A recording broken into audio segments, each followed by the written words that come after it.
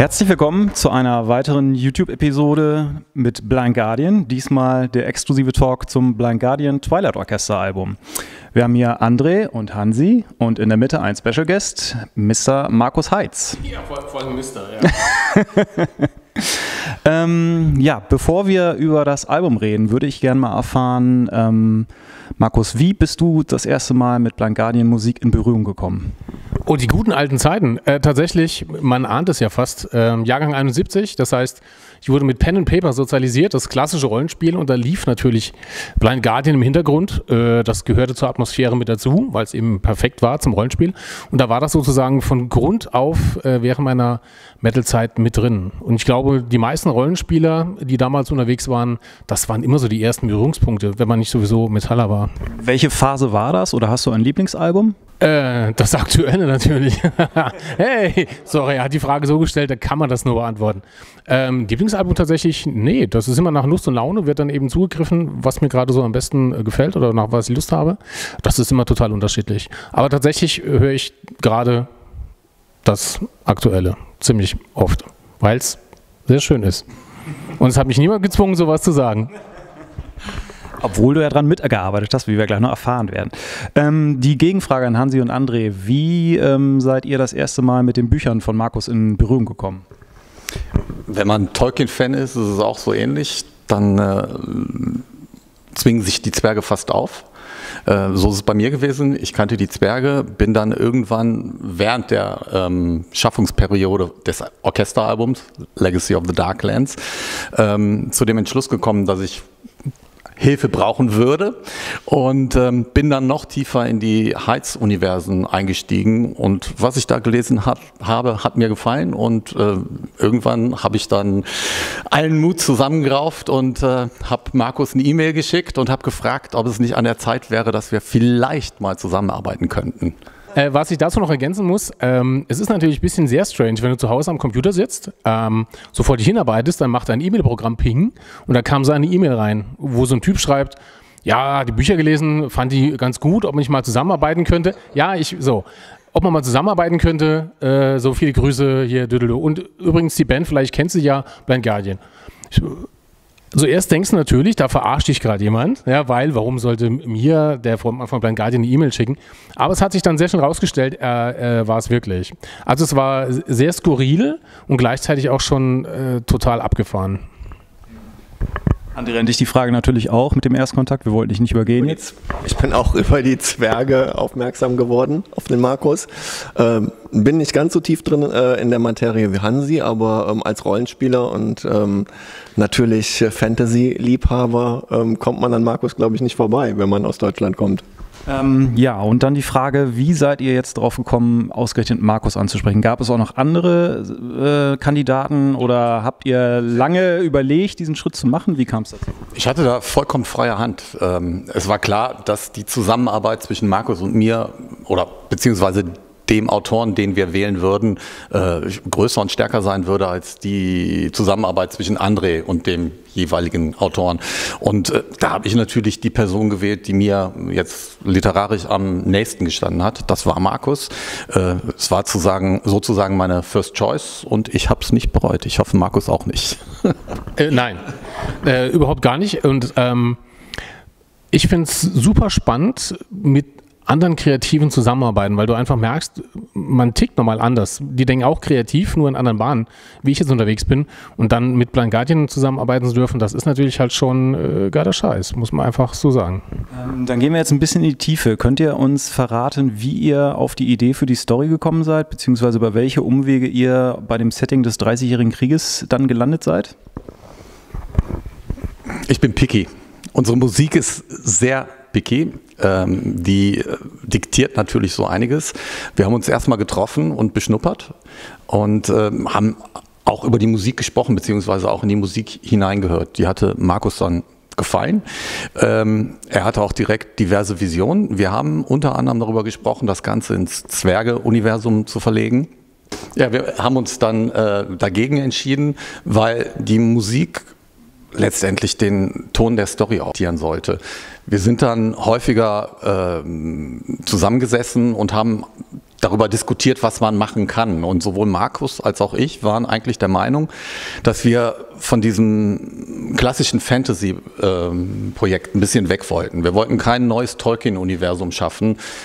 Das wäre zum Scheitern verurteilt gewesen. Das wollten wir verhindern, sind dann relativ schnell dahinter gekommen, dass wir beide eine leichte Passion für den 30-jährigen Krieg haben, und das war dann der Ausgangspunkt. Genau, das war im Grunde sehr schnell klar, dass wir, weil es ein besonderes Projekt ist, auch eine neue Geschichte erzählt werden muss. Einfach auch, um den Fans und den Zuhörern und den Leserinnen und Lesern später was Neues bieten zu können. Und der 30-jährige Krieg fand ich als Thema, als Setting schon immer super spannend. Allein zum einen, was es an Bedeutung hatte später, wenn es um Deutschgeschichte geht, aber auch, was es bedeutet hat in diesen 30 Jahren, welche Veränderungen einhergegangen sind und wie schlimmer es immer wurde für sozusagen ausgerechnet die gar nichts damit zu tun hatten, also für die normale Bevölkerung.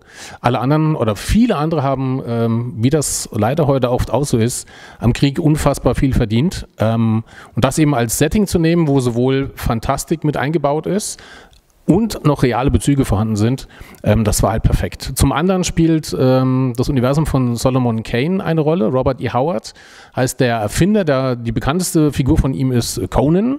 Passend dazu haben wir ein paar Waffen vorbereitet. Das sind die Conan-Waffen, die anderen haben wir zu Hause gelassen. Robert E. Howard hatte eben auch Solomon Kane entworfen.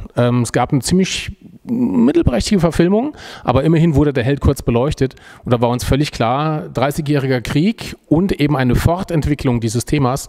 Und wir haben uns dann sozusagen für die Tochter entschieden und was diese Tochter im Anschluss an den Roman eben noch alles erlebt und wie es mit den Helden weitergeht. Wie ist die Zusammenarbeit jetzt im Detail abgelaufen? Habt ihr euch gegenseitig mit Ideen beflügelt, also wirklich Ping-Pong gespielt, oder hat einer irgendwann das Zepter in die Hand genommen oder die Vorgaben gemacht? Nachdem dieses Setting zwischen uns geklärt war, war es so, dass Markus erstmal übernommen hat. Er hat mir erstmal ein Storyboard vorgegeben. Da gab es dann Nikolas unter anderem. Nicht definiert war genau, in welche Richtung sein Schicksal gehen sollte oder seine Bestimmung innerhalb der Geschichte.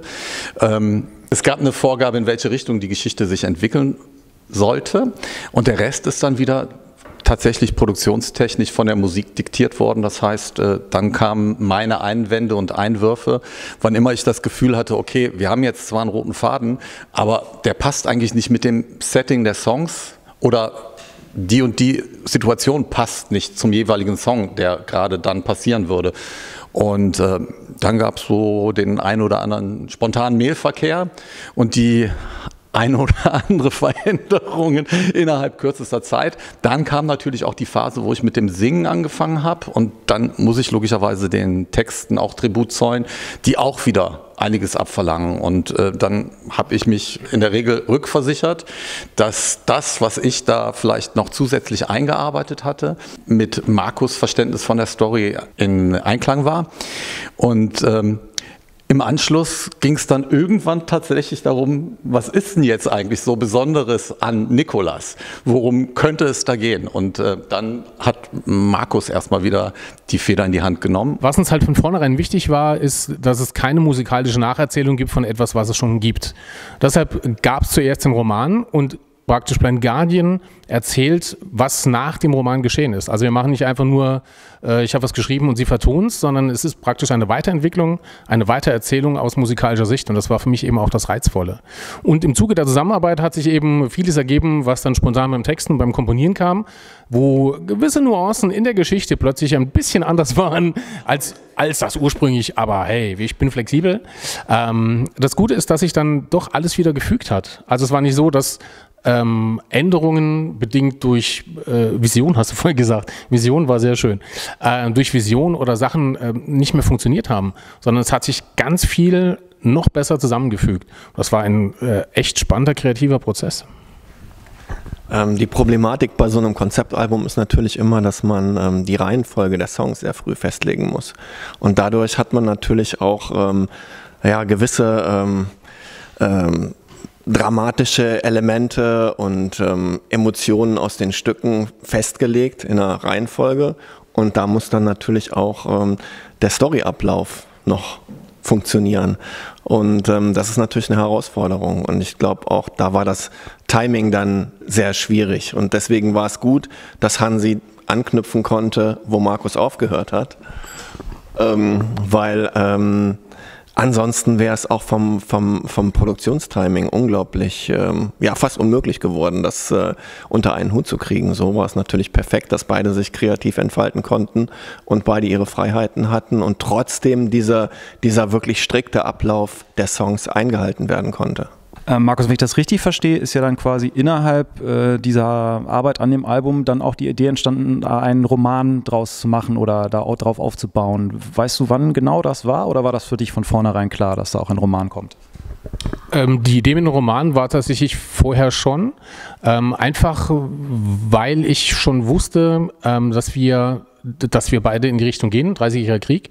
Und wie gesagt, es sollte keine Nacherzählung werden von etwas, was es schon gibt, sondern es musste im Album was Neues her. Und da war es völlig klar, dass es eine Vorgeschichte entstehen soll. Und ich schleppe das Thema schon sehr lange mit mir rum, weil es eben, wie ich vorhin schon kurz gesagt habe, das perfekte Setting ist.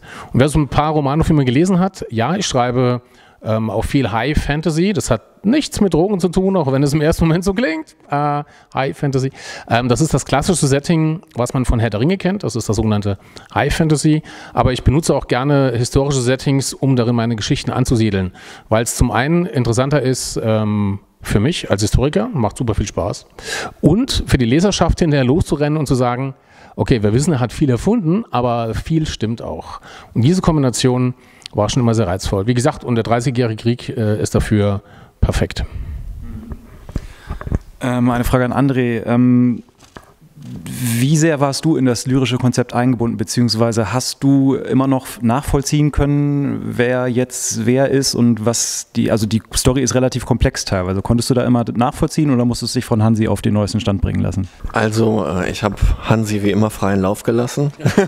Das muss man auch bei so einem Kreativen und für mich war es einfach wichtig, dass die Story emotional zu den Songs passt, weil die sind ja nun mal, als wir angefangen haben, haben wir die ersten Songs eigentlich im Tolkien-Universum angesiedelt gehabt, weil es ist ja in der Nightfall-Periode passiert und das kreiert natürlich schon ganz besondere Stimmungen und da kann man nicht so sehr weit von weggehen. Also du könntest jetzt nicht ganz aus dem Fantasy-Genre raus. Und ich finde, dass dieser Sprung zu einem anderen Setting und einer anderen Story doch super gut geglückt ist.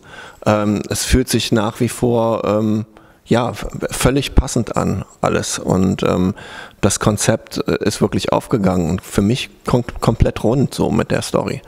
Also es ist keine Nummer jetzt mehr, wo ich jetzt sagen würde, oh, die war da aber das passt aber viel schöner in Mittelerde oder so. Nee, gar nicht. Also eher im Gegenteil, es hat gewonnen, meiner Meinung nach. Nightfall ist ein gutes Stichwort, weil ihr genau wie auf Nightfall jetzt auch wieder so Interludes verwendet, bei denen auch Hörspielpassagen zu hören sind. War das von vornherein klar und wer sind die Leute, die da sprechen und wie sind die entstanden? Hatte Markus da auch Teil dran? Das waren teilweise dieselben Leute, die auch auf der Nightfall gesprochen haben. Morgoth und Sauron sind beide zu hören. Dann gibt es ein paar andere Leute, die hinzugekommen sind, die die ganze Sache auch nochmal bereichern. War jetzt auch wichtig, weil es halt eben dann doch noch mehr unterschiedliche Charaktere gibt, wo es schade gewesen wäre, wenn die von den gleichen Personen immer und immer wieder gesprochen worden wären. Die Idee, die herrschte schon etwas länger vor. Wir waren der Meinung, dass die Stücke an sich schon sehr anspruchsvoll sind und teilweise mit den Interludes, also mit den Dialogen, die dazwischen sind, etwas aufgelockert werden könnten. Der Hörer hat die Möglichkeit, sich auch mal fallen zu lassen. Wir können natürlich auch diverse Aspekte der Story halt eben ein wenig stärker beleuchten, als es vielleicht dann komplett ohne Sprecher möglich gewesen wäre, weil in der Musik, du bleibst irgendwo in deinen Phrasen und Versen verhaftet und bist im lyrischen Bereich, der teilweise die Geschichte nur ansatzweise weiterbringt und da waren die Dialoge dann doch dringend notwendig, um auch ein bisschen Klarheit reinzubringen. Auch die Dialoge basieren letztendlich auf dem, was Markus und ich zusammen erarbeitet haben. Ich musste allerdings in England halt eben dann so weit freie Hand haben, dass ich die Dialoge bestimmen konnte und mit den Sprechern dann auch dementsprechend aufgenommen habe.